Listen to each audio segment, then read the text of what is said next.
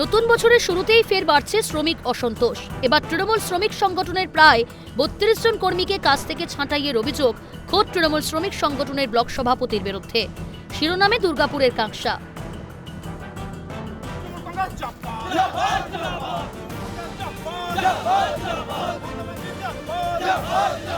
অভিযোগ, তৃণমূল শ্রমিক সংগঠনের ৩২ জন শ্রমিককে কোনো কারণ ছাড়াই হঠাৎই কাজ থেকে বরখাস্ত করা হয়।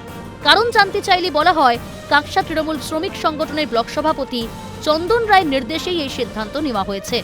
এরপরেই মাথার উপর আকাশ ভেঙে পড়ে তাদের। প্রতিবাদে তৃণমূল শ্রমিক সংগঠনের ঝান্ডা নিয়ে তুমুল বিক্ষোভে ফেটে পড়েন শ্রমিকরা।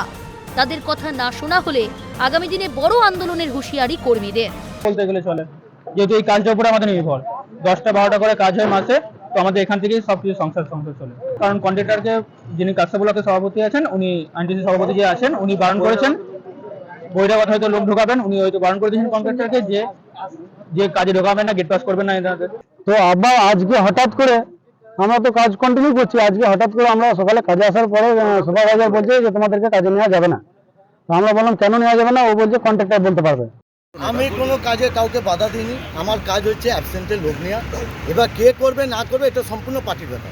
কাঁকসা ব্লক সভাপতি না, আইনটি ব্লক সভাপতি বলেছে যে আমাদের লোক ম্যানিং করবে, সেখান থেকে লোক নেবে। শাসক দলের শ্রমিক সংগঠনের সভাপতির বিরুদ্ধে বরখাস্ত করার অভিযোগ খোদ তৃণমূলের শ্রমিক সংগঠনের কর্মীদের।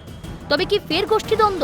সব অভিযোগ অস্বীকার করেছেন কাঁকসা তৃণমূল শ্রমিক সংগঠনের ব্লক সভাপতি চন্দন রায়। পাল্টা সুর চড়িয়েছে বিজেপি।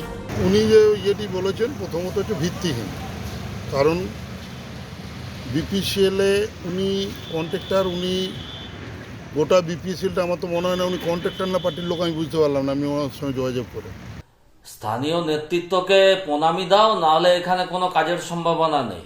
বেকার গরিব ছেলেমেয়েরা এখানে কোনো কাজ পাবে না স্থানীয় নেতৃত্বকে যদি প্রণামী না দেওয়া হয়। বিক্ষোভ আন্দোলন করে সমস্যার সমাধান কি কিছুই হবে? সেটাই সবথেকে বড় প্রশ্ন। দুর্গাপুর থেকে রাজেশ সেনগুপ্তর রিপোর্ট, ক্যালকাটা নিউজ।